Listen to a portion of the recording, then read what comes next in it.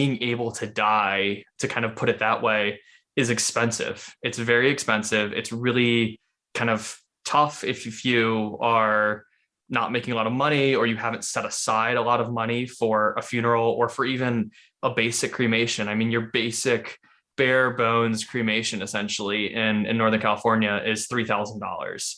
And so our company, our startup, was charging $650, and we were kind of revolutionizing the industry in that sense. My mom has stage 4 cancer in her bones and in her breast. My dad's disease was 15 years, he died of ALS. I made a podcast about death, seemed like the thing to do. And if you're sad by all of this, well, you're gonna die too. Shwada-doo, da-da-da-da-da-da-da-da-da. This is the American Idol episode where no one enters, where no one competes, and everyone wins. I don't know what that means. I'm Chelsea London Lloyd, aka Chelsea Who Else. Every week we're talking to comedians and funny at heart humans about the losses of their parents and siblings. So if you're grieving or anticipating grief, that fucking sucks, but let's anticipate it together. I'm currently in the production of Blaze here in Hollywood, playing a suicidal comedian. This play explores themes of loss, trauma, addiction, and suicide, so that's what I'm up to on the weekends, which is very heavy, based on the comedian Anna Land, who died by suicide in 2018. I also just hosted a funeral-themed birthday party, and that episode comes out in 2 weeks, where my therapist, homegirl Brenna Guinan, is interviewing me about that. So that'll be out May 4th. Okay, for today's episode, we're going behind the scenes of an urn company. You're like, what does that mean? So these are sustainably sourced and natural urns, and we'll be talking about how the hell they made that happen and how they made this company. Miles Adams and Max Lemper-Tabatsky are two young entrepreneurs based in Denver, Colorado, and Southern California. They co-founded their company in 2019 after a personal loss revealed that unique and high-quality modern urns were difficult to come by. The grieving process is hard enough, so now these entrepreneurs are on their way to not only modernizing the urns and memorials industry, but creating a whole new experience in the end-of-life space. Yes, they will personally answer your calls and talk to you about exactly what you're looking for. Yeah, I found them online and I thought their urns were unique, they were beautiful, and they were affordable. They're starting at $245, and their cremation jewelry is starting at $95. Yes, they have higher priced options, but many urns at other companies start at thousands of dollars, so this is a unique and intriguing option. And if you would like to learn more about them, it is your lucky day because we will be talking to them, and I personally like knowing where I'm buying from. I often don't. It's usually Amazon. I'm a horrible person, but if there is a small business that I can support, I would love to do that. On their website, it says, when we couldn't find exactly what we were looking for, we decided to create it. Therefore, from California, we started Oaktree Memorials. So we'll be popping in with Miles and Max. Fun fact, my preschool boyfriend was Max. High school boyfriend was Miles. Are they them? Did I date these people? One wonders. Wait, I'm going to look at their bestsellers really quick on the site. Okay, bestsellers are the Madison in vibrant color, the Stanton in cream, the Madison in warm brown, and the Lenox in poplar. Oh, and the Hyde candle in white. I should strongly consider making a better plan for my own dad's ashes, but that is a story for another day. Max and Miles, let's jump into your interview, shall we? And I will drop a link in the show notes. You can click there to look at their beautiful stuff. I recommend checking it out while you're listening, or at least right now, and just be like, what does it look like? Do I even care? And then you'll be like, oh yes, this is beautiful. Yes, I care. I just told you how to feel. Did it work? Did it work? So if you've ever been wondering how to start your own business, whether it's in the end of life space or not, this is an episode for you, getting more tactical and business strategy-y than grief-y per se, which is good to shake things up. Talk to you guys next week. Thanks so much for hanging out. And as always, DM me on Instagram at DyingOfLaughterPodcast. Feel free to share your story with me about your loss, your anticipatory loss, or just like share a fun fact and keep it light and fluffy. We can do whatever. We can do whatever. Love you, bye. Yodo, you only die once.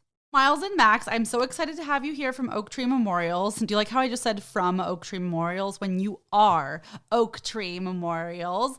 I cannot wait to learn all about your business and talk about all the things. Thank you so much for being here. Awesome. Thank you so much for having us. Yes. Thank you, Chelsea. Of course. I'm going to just jump right in here. And I would love to share with listeners if you could each share a little bit more about your upbringing, where you grew up, who you grew up with, and walk us through the timeline of when you guys first connected. So I like the quick synopsis of my childhood and growing up. I was born right outside Boston, Massachusetts, in a town called Concord. Lived there only for a couple of years, and then mostly grew up in the northern suburbs of Atlanta, Georgia, in Alpharetta. And yeah, it was a great place. It's very suburban, like pretty cookie cutter, but definitely a great childhood. And after living in Alpharetta until I was about 16, my family moved to Connecticut. And so I went to 3 years of school in Connecticut and then did a year of college at GW in DC, and then did the rest of my college at St. Andrews in Scotland. So that was a phenomenal experience, kind of random. I just wanted to kind of do something different and go to a smaller school as well. Yeah. And then I started working in investment banking, completely hated it and hated finance, and decided that just was not the career path for me, and really wanted to get out of that like corporate kind of whole scene.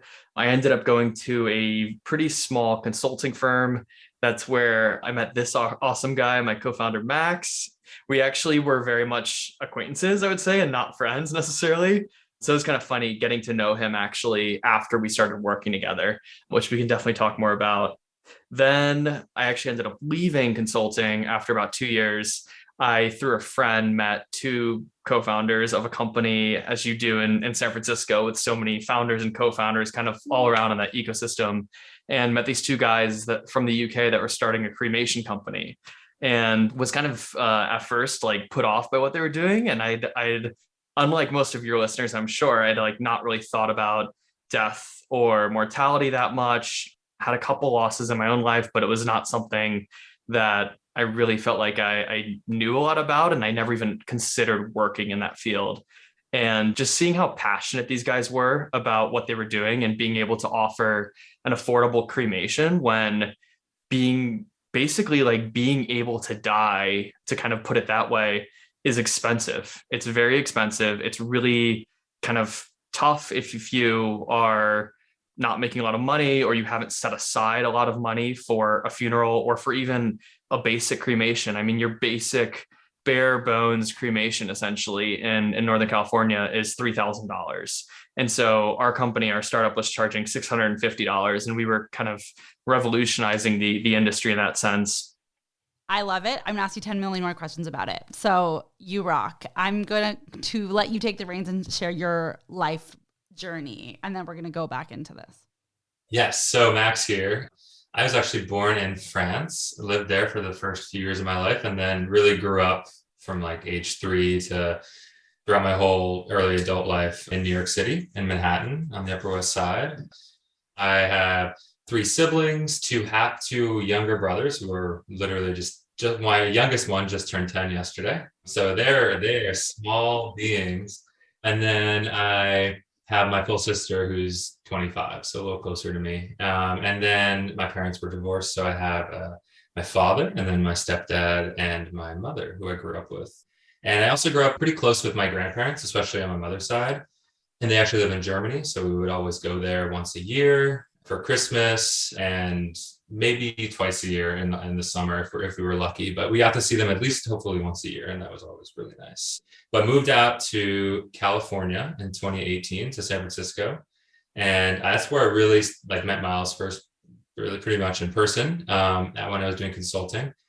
Similar to Miles's experience in investment banking, didn't love the whole big corporate life, and that's kind of what it turned into. It started off pretty small, but then turned into this larger kind of corporation. We got acquired by a public company, and really wasn't as fulfilling as I was hoping, or as I wanted to. Going into my mid to late 20s, and wanting to find something that was a little bit more gratifying. So actually, I kind of just left that job in the beginning of 2020, literally 2 months before COVID essentially took over the world. And I was going to actually just take some time off to do, a little quote unquote soul searching and see what I really wanted to do next, both personally, whether I wanted to stay in California, go back home to New York, or and also professionally. But then obviously COVID hit, and I had some plans to travel that got sidelined. So I'll keep it short on that. But like when Miles and I kind of came together and we're like, no, there can be a different way to memorialize and keep that memory alive and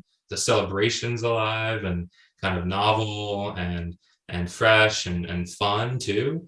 That was a big kind of reasoning for why I definitely wanted to join and start this Oaktree venture. So thank you for sharing. Well, I'm so glad you did. I mean, I think most people lose their grandparents and plan to garden. And are you guys lost your grandparents and started a whole business after it? So it's cool to hear about the why behind it. And Miles, I would love for you to share as well a little bit more about your experience. Yeah, sure. Absolutely. So I actually never knew I'll start by saying I never knew my grandparents on my mom's side. Her mother and her mother's, I'm Japanese. I'm quarter Japanese, excuse me. My mom is half Japanese and she grew up in Japan. Her mother's Japanese and her father she never knew, and her stepfather was American as well as her father. But her stepfather and her mother died when she was in her 20s. And I think for me, for a long time, I never grasped really like how difficult that was for my mom. And fortunately, I've been lucky to the losses in my life have been my grandparents and on my dad's side, as well as my uncle, who very tragically passed away at about 45, not that long ago, and my mom's brother. And so she's really dealt with, and I wasn't close with him, but my mom was. And so she really has dealt with a lot of loss. And so kind of a lot of the loss that I've seen has been kind of through her and seeing how she's processed that. And I think she, for a long time too, was like very kind of quiet about about losing her parents. And really, as I've gotten older and had kind of a lot deeper conversations with her, just realizing what an impact that has had on her life. And so that's been really interesting for me. In terms of my grandparents on my dad's side, I was very young when I lost my grandpa. And so I remember crying for a long time about losing him, but I didn't really feel like I got it. Like I didn't really understand what was going on. I just knew that I was upset and I was a little confused about not being able to see him again. And then when my grandma died when I was in college, unfortunately, since I was overseas, it was just too expensive for me to go to the funeral. And it was kind of similar to what Max was saying. I just remember really kind of feeling a lot of emotion and just kind of starting to understand what it's like to lose someone, and also just seeing my dad and seeing kind of what he was going through and seeing him try to be there too for his siblings. He has a sister who lived in the same town as my grandma in Peoria, Illinois. And he just kind of seeing the ways in which he really tried to be there for his sister, who obviously living a few doors down from my grandma was very close with her. And so it's, it was definitely very tough for me, but it was also, I think part of loss is, especially when it happens to someone more directly that's close to you, is kind of how you support them and understand what they're going through too. And so I found myself sad that I lost a grandparent, but also I was old enough to realize too that I needed to kind of support my dad and see the ways in which he was dealing with loss and kind of give him space, but also be like, as much as I can, like, hey, like I'm here for you. Like, what can I do to help him out? I like what you were saying about, oh, I didn't realize that my mom had experienced loss young. I relate to that too. I think it's interesting because it's like as we enter our 20s, we start to be like, oh yeah, our parents are humans and they weren't that much older than we are now when they had kids and all of these things. And like my mom's mom died when she was a teenager of leukemia. And I remember there's been times in my life where I've been like, why is my mom doing something?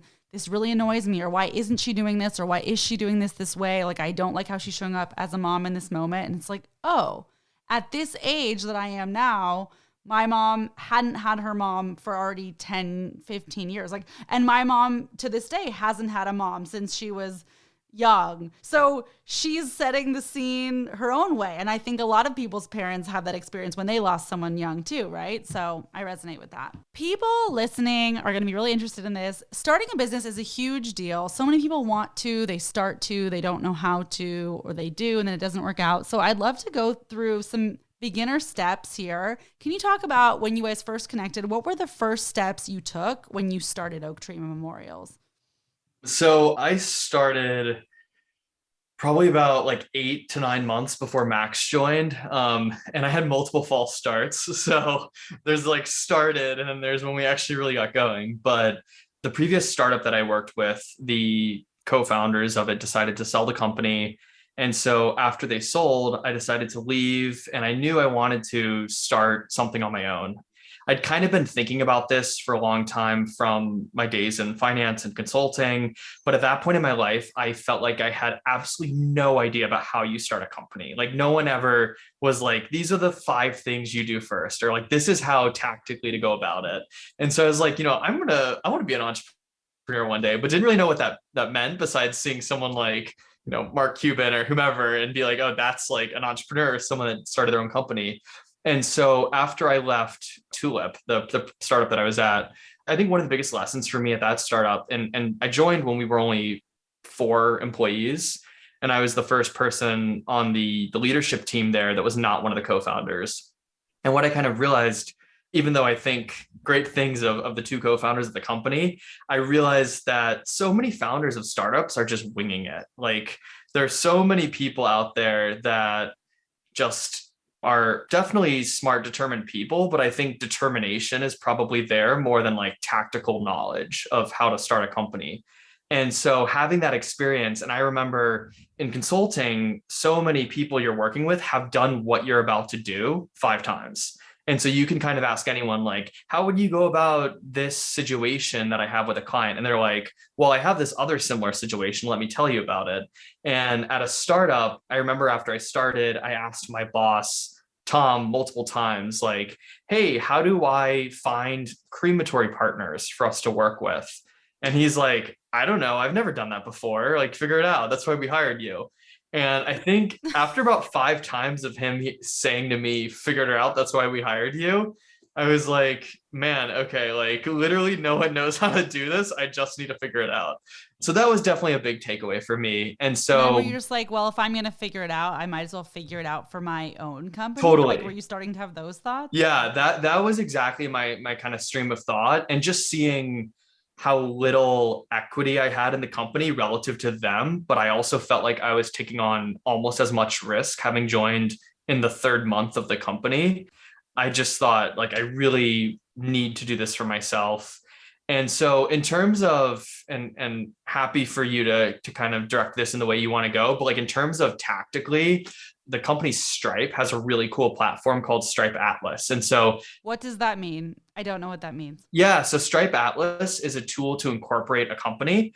And so they have significantly lowered the price of doing that. You don't have to hire a lawyer or anything. So I just went on there. I knew I wanted to start a C corporation in terms of like classification instead of an LLC. Why did you choose C over S or LLC or the other Yeah, options? so I knew that at some point I probably wanted to bring on outside investors. And in terms of just like startups and Silicon Valley and that whole world, almost all investors want to look for a C Corp because you actually hold your money that the company makes in the company. Whereas an LLC, without getting too detailed, is like a pass-through entity. So all the money goes into your personal income taxes.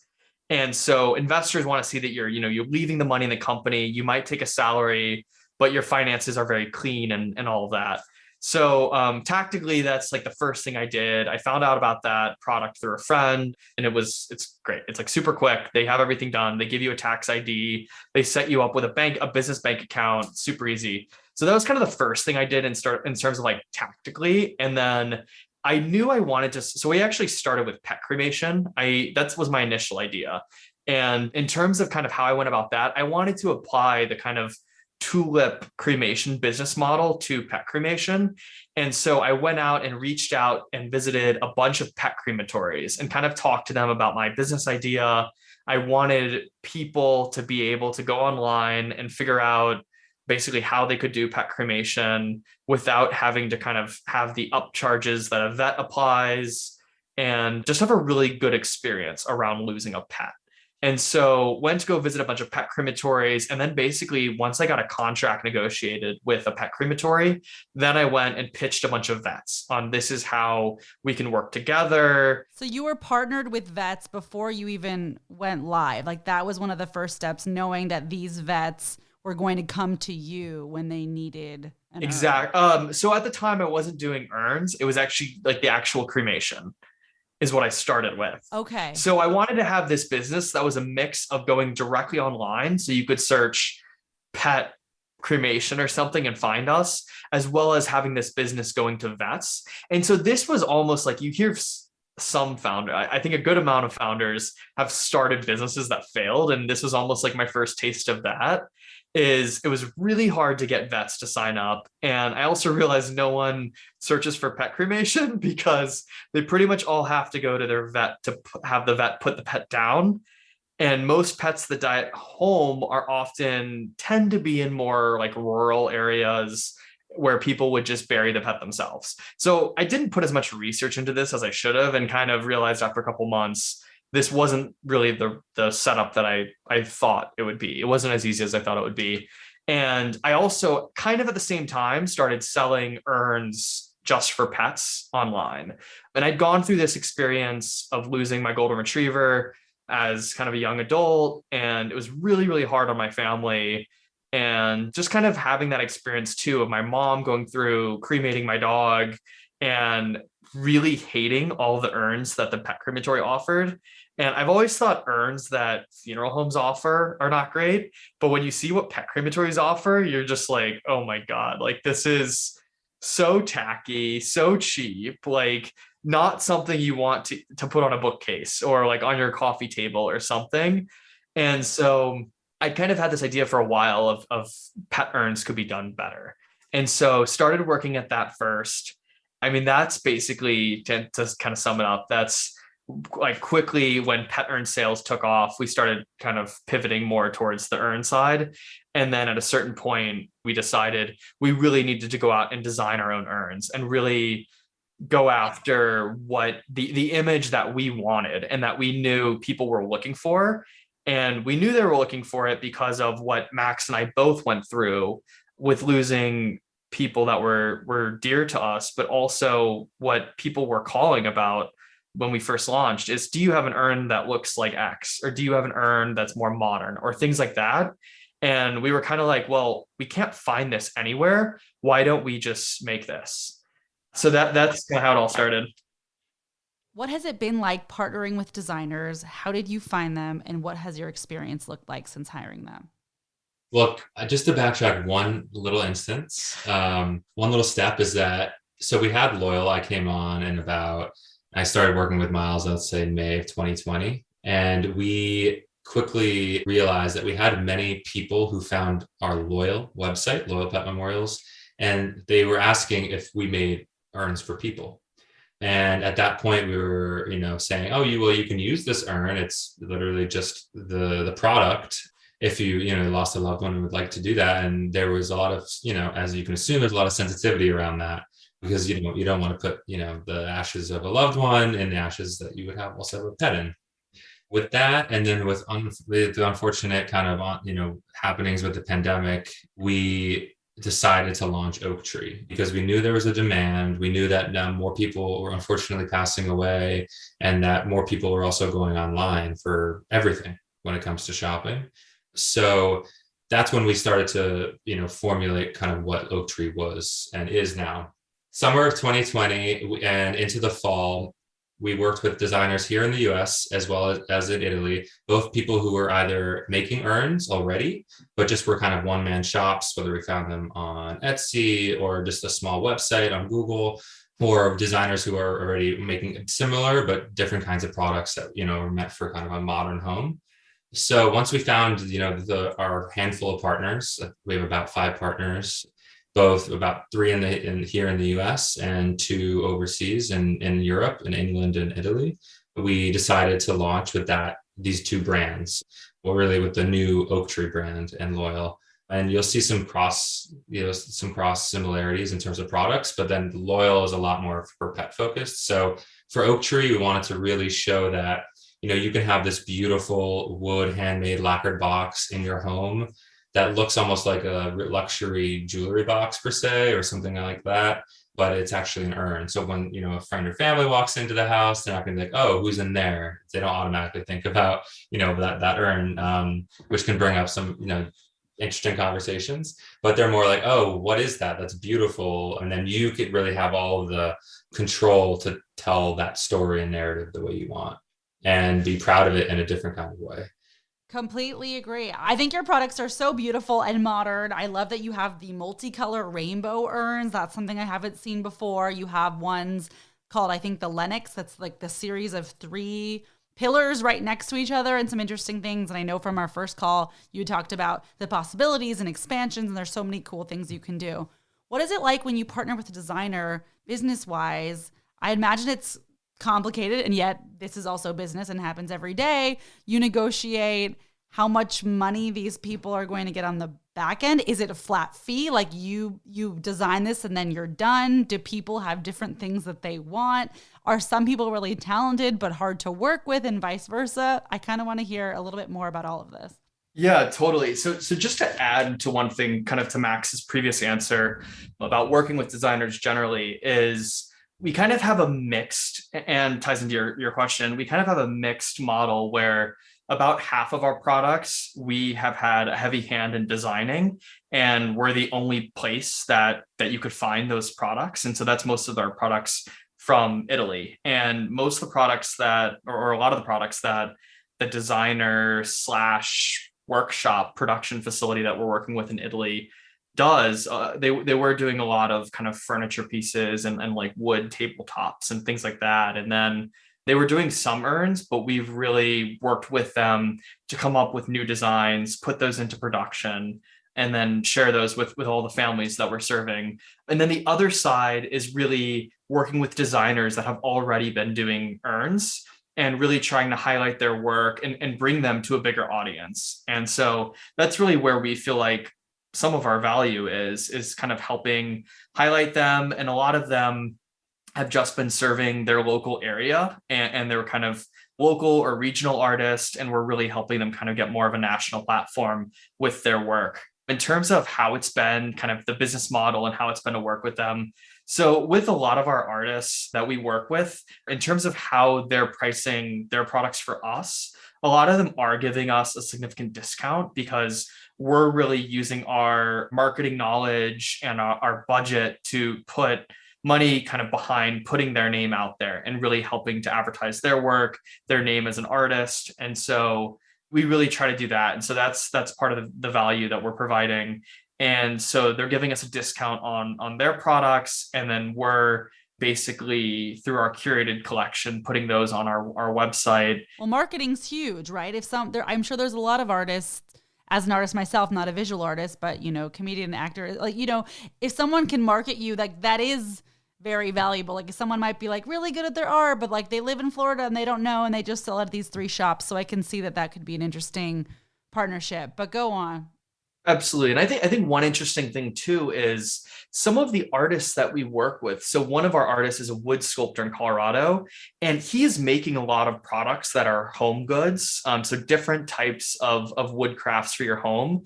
And when his urns that he's making are featured alongside his furniture products, I think you don't obviously realize these are urns. And in terms of just like search engine optimization and just finding those products online, it becomes a bit harder.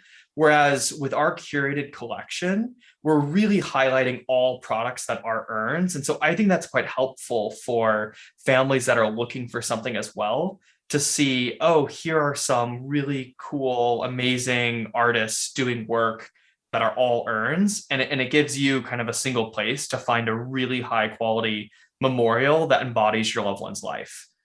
Yeah, and we're definitely through that phase of kind of R&D and just discovery, trying to find cool designs to really create what our brand is today. We also, obviously we're focused on quality of product, and we wanted the product to be amazing for people. But even more so as just an online brand, we're also incredibly focused on just building trust and making sure that the actual experience that our customers and our families are having is like just the best it can be during such a difficult and vulnerable time. And having it kind of be in its objective nature, like and kind of not personal, being online, we try and make it as personal as possible and really try and handhold, our families through the whole process. And that sometimes can be just an overnight decision, or it could take up to a few weeks.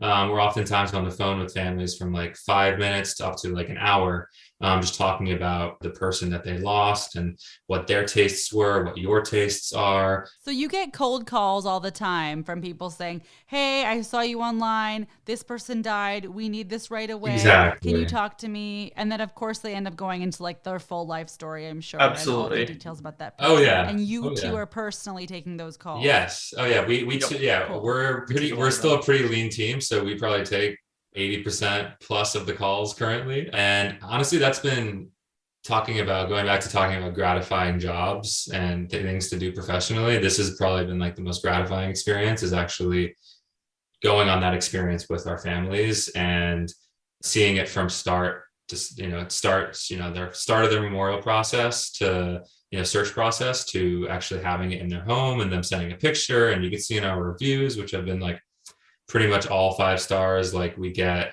sometimes paragraphs of reviews just talking about the experience versus even the urn. Mm-hmm. But then obviously they'll share a picture of the urn and they'll be super pleased with it and proud to have it in their home. And that's just like such a rewarding gift. And time again, we have had families on the phone give us examples of where they looked before they found us, or sometimes families will find our website quickly, say, oh, I'm going to look around for a little longer, go to all these other places, and then come back to us. And so often we've heard, you guys were so kind of calm and helpful for me. You really helped me find the right urn.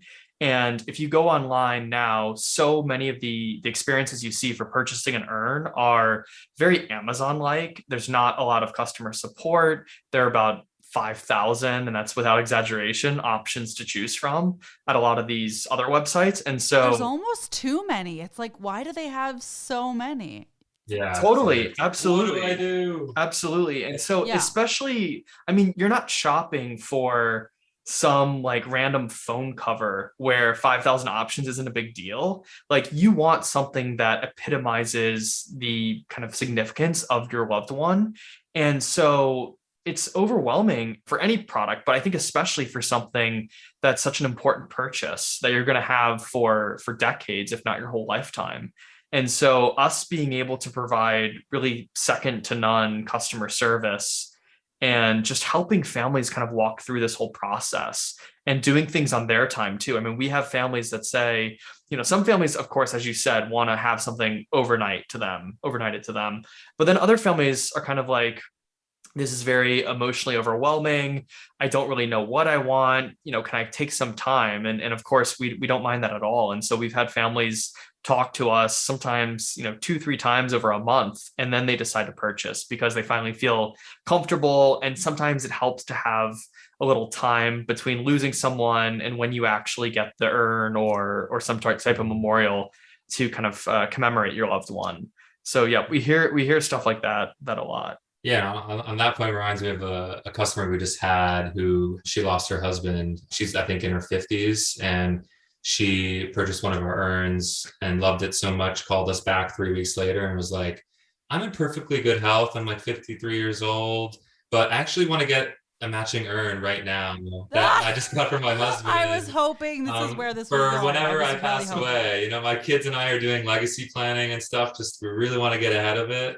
But I really love this. So can you just do another one with the engraving, but leave the death date off for me? And yeah, we love that because, she's able to choose already what she wants. And we see more and more families coming to us actually in that with, before either they or a loved one is passing. And so another one is, I just spoke with a daughter who lost her mother, and she just left us like this review and, mentioned that her mother and her were able to choose the urn out 1 week before the mother passed away. So we're seeing like that, These different kinds of really meaningful experiences that families can have. And it's also on the customer side, it's interesting because being online and in this space, you're not just selling like kind of, modern streetwear, like, clothing where only people like ages 30 and down or something would be interested. Here, we actually talk to people. I know Miles, I think, just had this conversation with this young woman who's 18 years old who just bought a few necklaces from us the other day. And then sometimes we're speaking with people who are like 75 years old on the phone who just want to do everything over the phone and don't even want to place an order online. So it's really interesting to see the kind of diversity in terms of demographics and age and all that stuff. I love that there's someone that wouldn't even purchase online. That is old school. They're 70 plus when they're making you do the purchase over the phone. That's awesome. One of my favorites is I've had it happen twice where it's definitely been an older person that has called us, and they're like, I mentioned an urn. I said, oh, well, is there one that you like? And they said, well, where do I look at them? And I said, oh, on our website. And they said, well, how do I get there? And then I've asked, well, how did you find us? Because we're all online. And they've said, well, I was able to Google you and the phone number came up. And so then I asked, well, did you click on the link? And they said, oh, I didn't know I could do that. And so they found us, just through the phone number. And so then I'm kind of like, okay, how do I, with one person in particular, it was an older woman in this position. I was actually texting her photos of our different urns and kind of walking her through it by text because she didn't know how to get to our website, but did know how to check her text messages. So we definitely get some kind of cool and funny experiences like that. Yes, I love a cool and funny experience. That reminds me of, some of like the most noteworthy guests I've had on this show, like still struggle with the Zoom like all the way through 2021. And I'm like, you are so legit. You could make one call and change my life casually. Not that I'm asking, not that you're going to. And that here we are, like, I'm trying to help you figure out your Zoom. I'm like, this is amazing. How are we here? But we also understand. Because it is the Dying of Laughter podcast and we're talking about comedic things, is there another comedic moment surrounding your journey starting this business or through your own personal losses that comes to mind? So, as Miles mentioned, we also have a business where we make urns for those who have lost a pet, a dog or cat or rabbit or anything like that. And we come, it's interesting to see the story kind of through engravings, the messages that people want to remember their pet by. And this is also on Oaktree side too, is like, how you want to remember your loved one through text. But then for this one instance, it was so funny. We really just had to laugh a lot. It was when we saw, this person bought one of our larger sized, pet urns, and they got it engraved. They had an elephant, right? So yeah, exactly. The large one. And it was, the name, it was kind of like, a regular dog name, like a Rusty or something like that. And then the date, and then on the bottom, it said, all the bitches love me.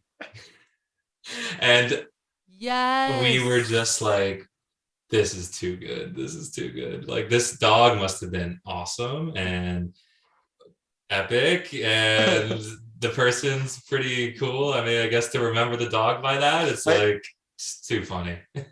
That's our kind of people, exactly, right? That's like exactly. a Dying of Laughter, Oaktree type of person. Like, Yeah, totally. Who are they? We need to know. That was amazing. Another funny story that it's not like super funny, but it's also just, it is interesting, and is that we had a daughter who purchased an urn from her mother, and it was like a full size, one of our beautiful ones made in Italy. She loved it. She took pictures and made a review and went through all this ordeal to tell us how much she loved it and like tell the online community how much she loved it. And then like a month later, I get a call from her and she's like, hey, Max, so I'm in an interesting predicament here. So we were looking through, finishing looking through all our mother's things. And one of the last things we found is this letter. And in the letter, we find out that our mother says, I want to be scattered in the Pacific Ocean. So I don't know what to do. I know I can't return the urn because it's engraved and you can't resell it. But now I know that my mom wants to be, in the ocean with all the ocean animals. What did you do? What did you say? So obviously, I mean, I was like, oh my God. Well, I'm glad you found that, because that maybe is like some nice closure for you. And we made an exception. Obviously, we had her return the urn, but it was like, it's so interesting when you find instances like that, and when people don't always pre-plan. Many don't. Many people do not pre-plan. Yeah, many don't. You find a random letter in the garage, and then things can change. So Things can change. Well, we have to bring up the fact that I said this to you guys once before, briefly in our first call when we were like getting to know each other. Like, where even is my dad? Like, I don't know. Somewhere in the garage at some point. I also have to clarify, yes, he's cremated. That can really terrify me. Is there a body happening? I'm like, no. And it's just like, I don't think I've ever seen the urn. My mom very much gave me the task of like, you deal with this. Like, I just am not going to. Granted, it's been a decade, but at some point I'll deal with it. So that's why I really respect what you guys do. And I respect and love the idea of pre-planning and having difficult conversations, even when it is uncomfortable, because if not, like, you're going to end up with something weird. Like, why is my dad still in the garage? Also, the urn could possibly be atrocious. It could just be a brown stick. I don't know. I doubt it's very interesting. So, like, will I be able to transfer the ashes? Question. Once you're in an urn, can you ever get out? Can I put my dad somewhere else at some point? the answer is, will you, if you can find him? Yes, you can. Yeah. Okay, great. I will look for him and get back to you. Okay, cool. You can transfer. It's probably like not the most like pleasant thing, I would imagine, but it is possible. And that's one kind of cool thing with our urns too, and the way we've designed them is they all have really wide openings. So with the cover, this is so specific. With the cover obviously off. So sometimes urns, especially a lot of the older style urns, especially like marble ones and some of those, they have really tiny openings. And so it makes it really difficult to transfer ashes. And the best way to do it, if, for example, the urn that you have had a very small opening, I would, without a doubt, just go to some local funeral home and have them do it for you. Oh, I'm not doing it. Totally.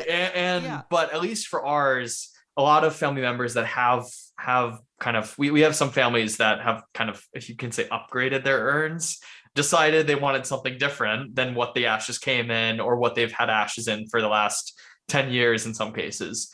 And so I should upgrade my dad. That's the term. Yeah. Exactly. Okay.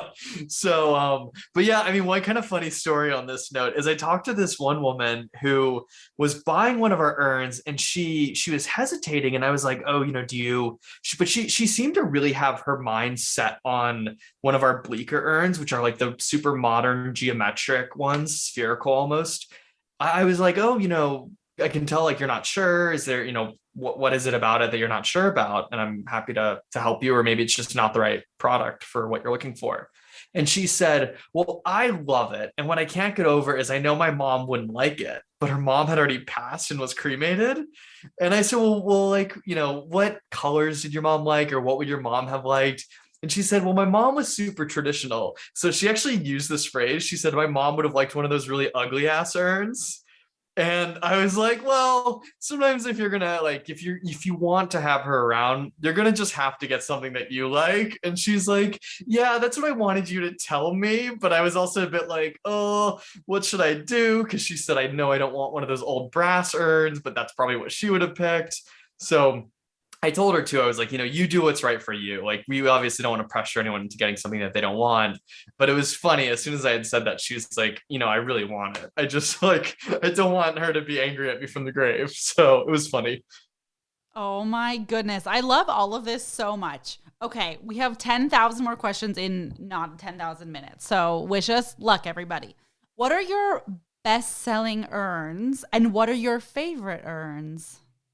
So our best-selling urns are Madison, our Madison line, our Hudson line, which are like pretty like straightforward shapes, like squares or cubes, I guess you'd say, or rectangular prisms. And then in terms of woods, I mean, a lot of the brown woods do really well because they can kind of fit into any modern or even even though the urn's modern, it still can fit into a more traditional decor home. Right. And so those are kind of our best. The vibrant multicolor, the one that you like, the rainbow one, that one does really well. I think because it's so unique, and it's just like, if you're comfortable with someone asking about it and almost having a conversation piece, then that's definitely your urn. I think my personal favorite, which also is a pretty kind of popular urn of ours, is the Bleecker in Babinga. It's one of our kind of 3D geometric urns with triangle sides. I think it has, is it 16 sides or something? 20 sides. 20 I'm sides. looking at it right now. Yeah, so that's one of my it's a really cool favorites. shape. It's the kind of thing that I could see in some like Los Angeles or cool like New York home on someone's coffee table. Yes. And you would totally just think, like, you'd be like, that's a really cool sculpture, but you would have no idea that, you know, mom's ashes are in there, whomever it is. So Right. I love that so much. I feel like that person's like a tiny bit controversial, but also classy, but like a little funny. Is it me? I don't know. Should my dad be on my And Maybe we should call it the Chelsea, you know? I mean, you already have one called the Chelsea, don't you? Did I make that up? Oh, no, you have the Madison. the Madison, yeah. Well, Chelsea's a good name. Well, for better and worse, like it is the name of like high-end things. It's like the name of jeans. It's like always the name of something. So watch out for It's coming. Watch it's out coming. for the urn, people. Well, I think we'll need your help It's designing coming. it though. How much does it cost when you have a new product between designing, launching, marketing? What does that look like?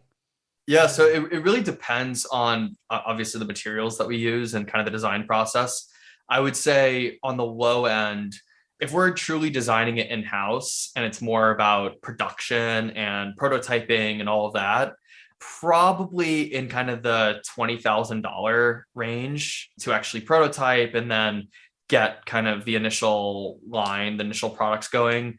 But it depending on materials and also depending on where we produce it. I mean, obviously in most of the US and Italy, our production's pretty expensive. And so it can definitely be up to, I would say, like $100,000 to $150,000 if it's something very unique, especially if it's something larger that's generally a lot harder to make. And is that also because companies have to mass produce? Like no one's going to make you 3 urns. So when you hire or work with the company, they're like, yes, but I will only do it in $10,000 increments. Is that correct? Yeah, I mean, it's yes and no. So yes, for kind of producing like ceramics or anything that is a metal, or like stone products often need to be in larger volumes. We can do a little more experimentation with wood because wood tends to be, all of our woods are handmade from every single step of the process. And so that's very expensive in terms of the production of each piece. However, with like ceramics or stone, or I mean, I guess not always for stone, but for ceramics or for metals or anything like that, they're generally made with some tools. And so there's like tooling involved to kind of get your initial equipment together to make your first piece. But then after that, the cost comes down significantly to produce a lot. But yeah, I mean, that being said, you're totally right. Like when we go to a lot of different workshops to produce different ideas that we have, they'll often do one at a very high price. But then if we want something more reasonable that we're actually going to bring to market, it often requires us to buy 5,000 or more.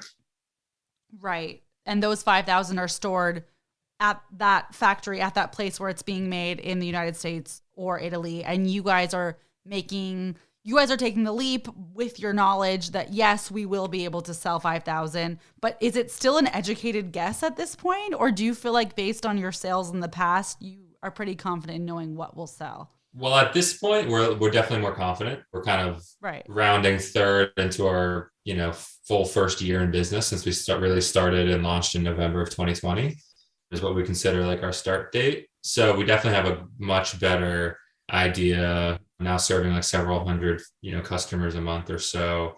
So we're starting to really understand what customer tastes are. That was too a lot like a bit kind of, something also you have a hand in creating. You kind of create these tastes, right? Because people don't really know that there are these alternative ways to memorialize. So it's like you're almost creating that market. So it is a little bit about convincing the customer too that you don't have to go the traditional route. You can do something a little bit more novel, a little bit more bespoke. Right. How do you guys handle competition? I think your products are very unique. They're excellent. They're so cool. They have a personal touch. And there are other companies that do these things. And I'm just wondering, once I was like on your website, then I started getting ads on Facebook for similar things. And I was like, that's really kind of fucked up. Like, I was on this website and now I'm getting ads for all these other websites with like similar adjacent things. So what was your guys' attitude starting this? Are you just like, you know what? That's business. Every company has competition. Fuck it. Like, do you research to try and make sure that you're different? Like, how do you mentally handle that? Yeah, I mean, we definitely try to be different kind of from the start. I mean, that's like our foundation. Right. And that's one of the reasons we founded this company too, is there just weren't a lot of modern memorialization ideas even, but certainly not urns out there. You're like, there's no competition. That's the point, Chelsea. Yeah, I mean, that's There part of it. is. There's definitely competition. Most of the competition is different ideas. So you can, turn ashes into diamonds. You can make ashes into a forest. I mean, even I would say most of the urns that we see, I mean, there are some modern cool ones out there. I would say the coolest modern urns out there that I've seen are often well above $2,000, and they're made by a lot of well-known artists that are kind of working in woods, sometimes in ceramics, and they have a few urns out there, or they're doing custom work for clients out there, but it's going to cost $2,000 to $5,000+. And so we're really trying to kind of provide some of those types of urns, but also new and novel ideas at a level that's much more affordable. But that being said, I mean, most of all, like, yes, this is a business, but at the same time, I mean, I know, and kind of Max in my heart, like we want people to do what's best for their family and to do what they want to do. So that's not to say we're not going to continue to be innovative, because we do want to come up with what's the next thing that families are going to want to memorialize their loved ones. But at the same time, if you're like, I'm just dead set on having my loved one. Literally. I know. I keep using phrases like that. I've done this for the past 5 years that I've been in this industry, and then I'm like, oh, I shouldn't say that. But yeah. So I mean, if you want your loved one's ashes to be put in a forest and planted under a tree or something, like, that's great. We don't have a product that compares to that, and that's just not what we do. So go for it. But if for the families that are deciding between us and an urn on Amazon, like, then I think it comes down to the difference in appearance as well as the quality of materials. And then I think urn on Amazon, like, I just can't. Yeah, like, when you said that, I just like started cringing. I was like, no. I mean, I love Amazon. We love Amazon. Yeah, and it goes back to what Max was saying earlier, is that about half of I would say like almost half of the transaction, if you want to think about it that way, is customer service, and really like how we work with families to sometimes choose an urn, but mostly just kind of listen to them and be attentive and have phenomenal customer service. And that's such a big part of the experience, especially for what you're buying. And not a lot of companies that are online that sell any type of memorialization products understand that. And I think that's one way in which startups in this space have been very disruptive, is if you go to some of the kind of like what I'll call big box urn retailers, like there's like chat bots that you can talk to, but there's no person. If you just want to chat someone, which we have on our website, like there's a person on the other end that always responds, even if it's 9:00 at night. And very few places have that. Very few places have an easy number that you can call and talk to someone for 20 minutes about, oh, my grandfather, well, we had a family like this. A father was an architect, and the family really wanted the logo of the father's architectural firm engraved on the urn. And we worked with them over multiple turns to make sure that happened. In the end, I mean, they absolutely loved it. It's exactly what they were looking for. And that's kind of experience that That's awesome. Yeah, you can't get that from an Amazon or another kind of big box urn retailer. Right. No, I love that. That's such a good point. That it's a good point that the customer service with this specifically is really, really important, right? Like if you're buying teacups and the customer service kind of sucks, you're like, well, I love the teacups, so whatever. Yeah. But this, if you don't like your customer service, you're literally just gonna be like, no, and not Yep. not go down that road. And one thing that I heard that I couldn't believe is a woman started crying on the phone to me, and I assumed she was crying about her loved one, even though we weren't talking about that. And it was within seconds of talking to her on the phone, and we just started briefly talking, and I said, "Oh, I'm so sorry for your loss," and she started crying. And so, my mind immediately goes to like, "Oh, she's obviously thinking about her loved one." And she said, "I'm crying because you're the first person in the entire process that has said that to me." And she said, yeah, she said, "I have been to the funeral home twice now, and it was just such a like assembly line process at the funeral home that no one once sat down with me and really tried to kind of take a step back and say that I'm sorry for your loss, and how can I be here for you." And she said, I know I'm about to look at urns and buy an urn probably from your website, but it just means so much that you've taken the time to say that and also ask about my loved one. And so it's like, that's kind of a little piece that I think is so important to how companies work with any consumer, but families for us at this time. And I feel like you don't always see it enough. That's really, really beautiful. What is something that you wish you knew going into business? Can you leave our listeners with a business tip for someone who's really excited about getting started with their product or service?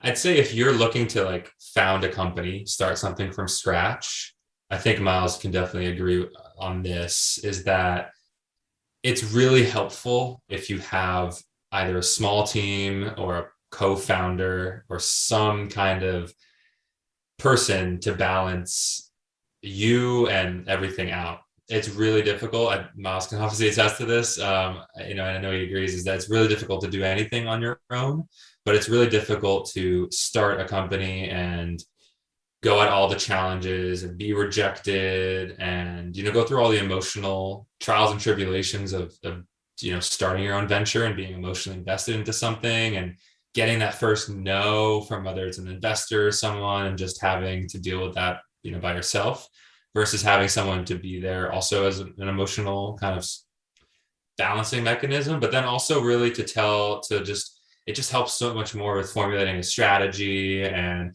to have two heads in the game, because it's just definitely more sustainable going forward, is to have a partner or partners in it. So if you're lucky enough to find someone that, and it's all about being honest, because that's also something that now having co-founder now, being in this thing for, a year or so, like being as honest as possible and proactively giving feedback. And when it's such a small team, you need to really make sure that there's no like resentment that gets built up like many employees do have with their managers or something like that.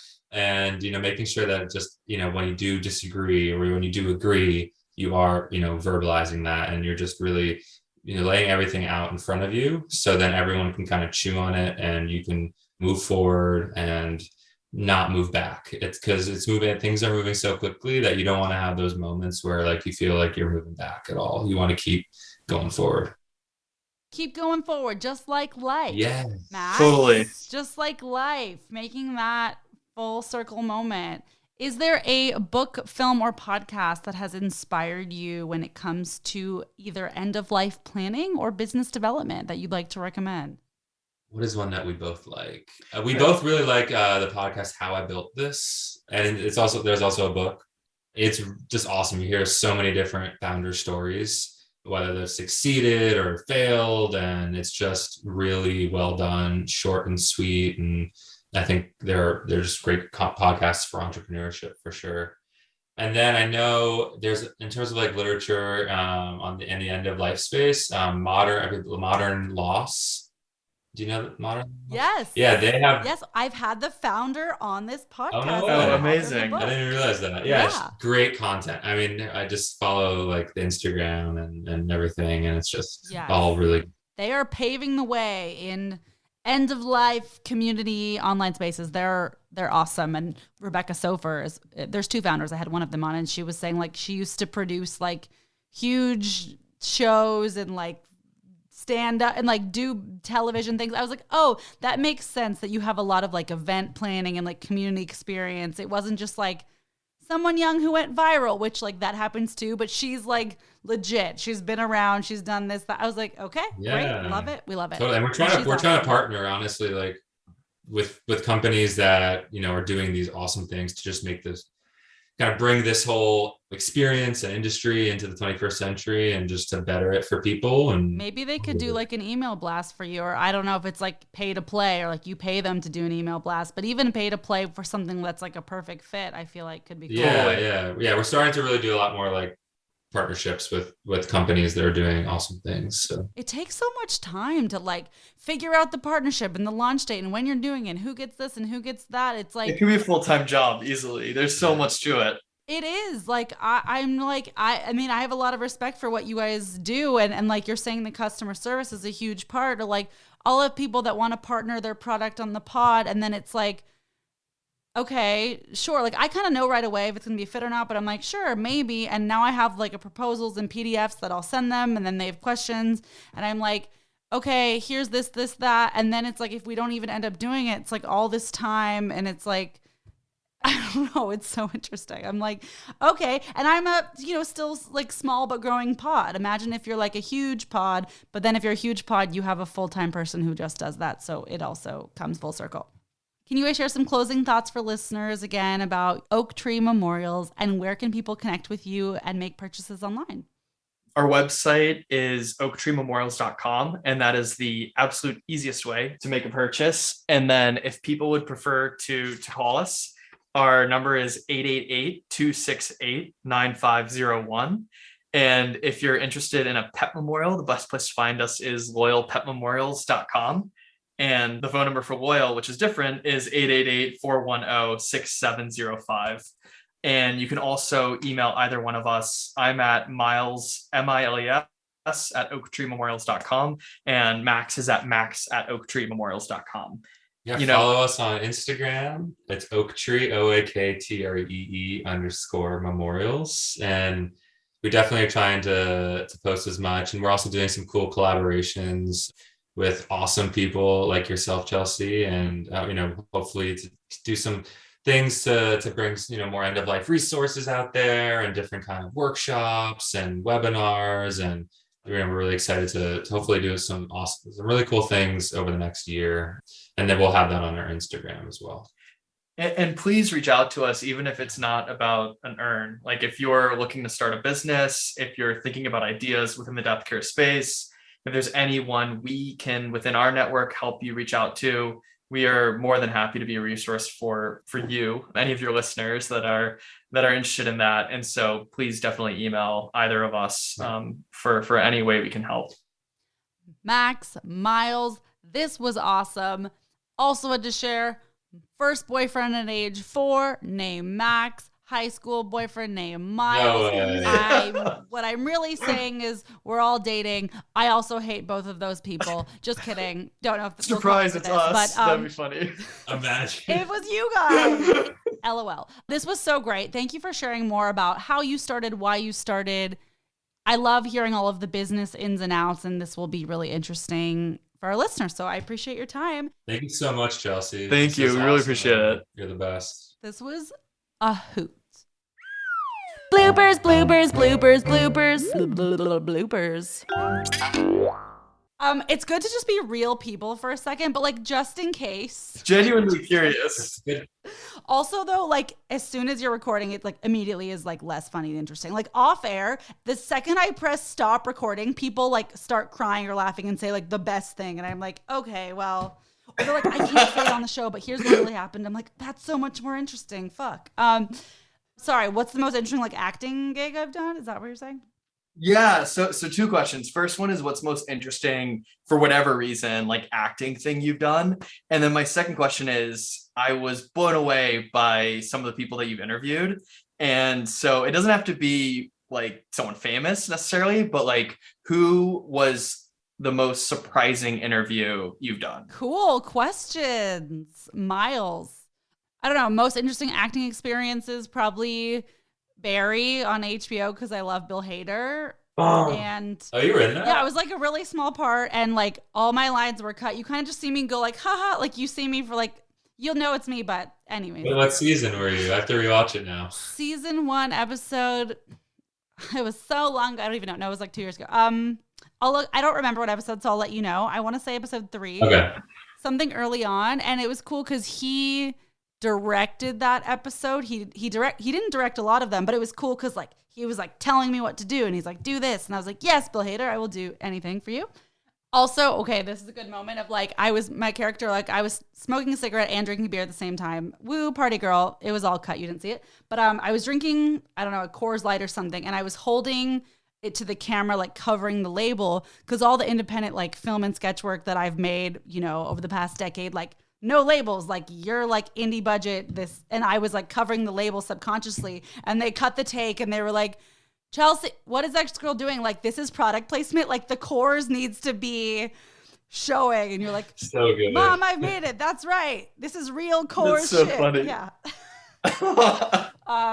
Amazing. That, I don't know. Interviews, like most surprise. I don't know. People surprise me when like they're like a comedian that's super serious, or like someone in the wellness space that's like very serious, but they're actually hilarious. Like when they're the exact opposite of their brand, which doesn't usually happen. But on occasion, the exact thing that someone's projecting is not who they are at all. And it's so off-putting, and you're like, what? Like you were supposed to be funny, or like your whole thing is that you're like the spiritual guru, but you're actually like wackadoodle-doo, like stuff like that I probably wouldn't say who they are. But one fun thing I'll say who they are is like, I actually used to interview celebrities. I interviewed like tween celebrities for a couple of years. I don't do that anymore. But like Aaron Carter was like funny and stupid, and there was like 300 people watching, and everyone was like, what is going on? Because he's so weird. He would just say the weirdest shit, and it was a blast. So amazing. Yeah. I love it. Okay, I have one last question. I promise it's my last one. Okay, sure. Okay, so I see you do stand-up, acting, as well as the podcast, and maybe other things too. What do you love the most of all those? Like if you could only do one without regard to money, what would it be? See, without regard to money is a whole different shebang. This is in funny. the arts especially. I mean, I feel like stand-up is like the most like wild, fun journey. Like it's just wild, and it's like a different crowd every time. That's like so fucking fun to me. But out of everything you just said, the least, and unless you had a Netflix special, then you're good. But I was about to ask, if you got a Netflix special, what would be the highlight moment? What would be the highlight joke? Well, like I have I mean, you'll have to see next time I'm in like, I don't know, Santa Barbara or Colorado or something, I'll let you know. But yeah, I do like dark shit about my LA. dad. I'm always in LA. I would love to come see you. Seriously, it'd be fun. Okay, we're in New York a lot too. So honestly, Chelsea, tell us where and we'll be there. Okay. No pressure. There's dead dad jokes. You'll get them. Perfect. Dark comedy, love it. Well, yeah. Last year was weird. Like I was like finally getting some momentum stand up. Then last year, it was just like bull. But it's kind of like what you guys are saying, like your pet business versus your human business. It's like they completely are connected, but then they're separate, but then they're not, but then they are, but they're not. You know? Did you do the whole Zoom stand up thing? I didn't do. I did some. I like dabbled. It just was so underwhelming. It was like horror. I was like, this is horrible. Like this is not. Especially when it starts to freeze. That's actually more comedic than a lot of the content. Right. Like I was like at that point. Not the content, the delivery, because it's just difficult. I would rather like do more interviews like this, like that are actually going to go like this is like a perfect example of like virtual that like works, whereas stand-up virtual is like. Totally. LO. Thank you for asking and indulging my other lives. I'm actually gonna go do stand up tonight, so. Hell yeah, nice.